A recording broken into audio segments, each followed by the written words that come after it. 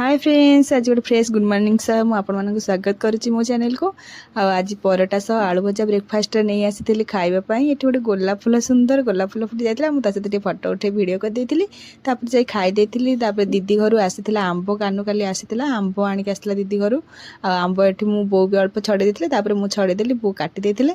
मामू आसी जाते विशाखापाटना जाते आनी कलरा चिप्स आलू चिप्स रोज केक तापर आंब गुड़ ये सब आनी बहुत टेस्ट भी बहुत भल थिला। तापर लंच रे आम नहीं आसलु समस्ते मिसी खाए भात आलू सारू बैगण बड़ी बेसर तरकारी होता आ घांट तो नुहे मिक्सचर टाइप होता तरकारी मिक्सचर तरकारी आम मिसी खाई देथिलु समस्ते मामू गानू मो बो समस्ते खाई देथिलु। पुओ को भी खुआई सारी ये केवल मिसिंग अच्छी दीदी दीदी यदि खाई बसी था दीदी था पूरा फुल हो जाता।